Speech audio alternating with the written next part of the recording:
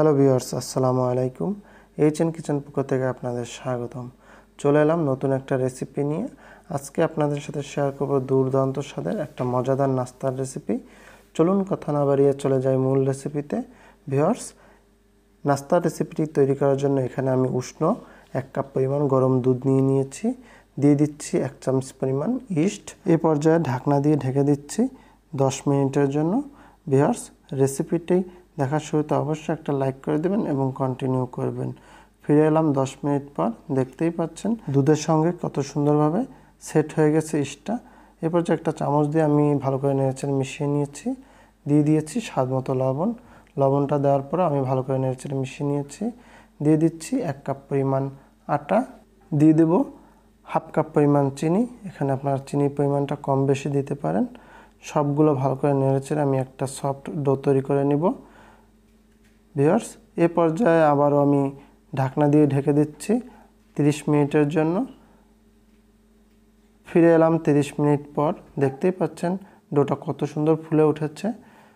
এ পর্যায়ে আমি ডোটাকে ভালো করে বাতাস বের করে নেব ডোটা থেকে। একটা বোর্ডের উপর রেখে ডোটাকে আমি ভালো করে মথে নিচ্ছি যাতে বাতাসটা ভালো করে বের হতে পারে।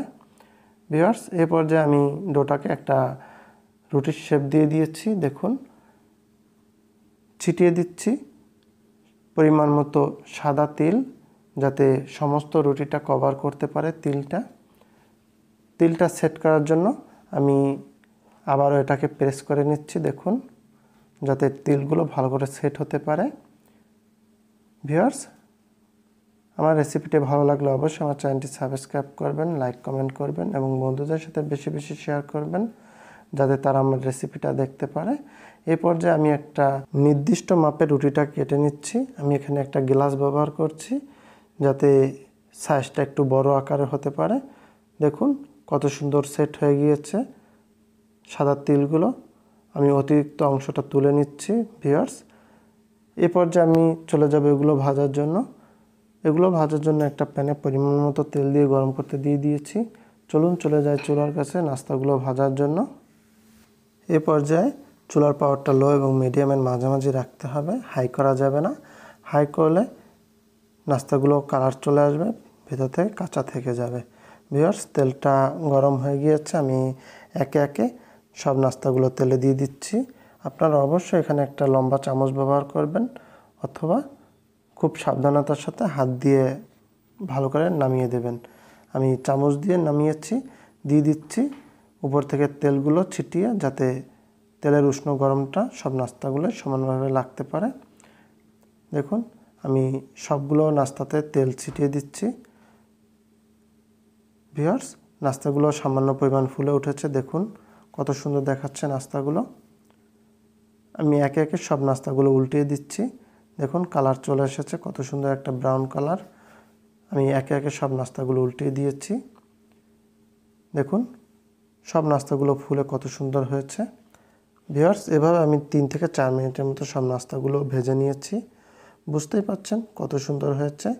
আমার নাস্তাগুলো ভাজা হয়ে গিয়েছে। আমি সব নাস্তাগুলো একটা ছাঁকনিতে তুলে নিচ্ছি এবং তেল ঝারিয়ে আপনাদের সার্ভ করে দেখাচ্ছি। ভিউয়ার্স, দেখুন নাস্তাগুলো কত সুন্দর ফুলে উঠেছে, বুঝতেই পারছেন। রেডি হয়ে গেল দুর্দান্ত স্বাদের অসাধারণ একটা সাদা তিলের ইউনিক নাস্তার রেসিপি। বুঝতেই পারছেন কত সুন্দর হয়েছে আমার নাস্তাটা। ভিউয়ার্স, আপনাদের রিকোয়েস্ট করব অন্তত একবার হলে আমার রেসিপিটা ফলো করুন এবং এভাবে বাসায় তৈরি করে পরিবেশন করুন। ভিউয়ার্স, আপনারা এই নাস্তার রেসিপিটা একদিন তৈরি করে 5 থেকে 7 দিন পর্যন্ত সংরক্ষণ করে পরিবেশন করতে পারবেন। ভিউয়ার্স, আপনারা এই নাস্তার রেসিপিটা বাচ্চাদের টিফিনের জন্য স্কুলে কিংবা বড়দের অফিসেও ব্যবহার করতে পারেন। ভিউয়ার্স, এটা ছোট বড় সকলেই খুব তৃপ্ত সহকারে খেতে পারবে। ভিউয়ার্স, এরকম নাস্তার রেসিপি আমার চ্যানেলে আরও আছে। আপনারা চাইলে পুরো চ্যানেলটা ভিজিট করে আসতে পারেন।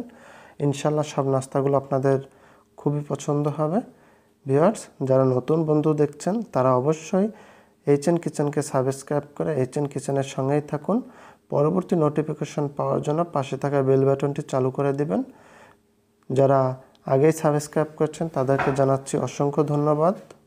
আজ এ পর্যন্ত, দেখা হবে আগামীতে নতুন কোনো রেসিপি নিয়ে হাজির হয়ে গেছি।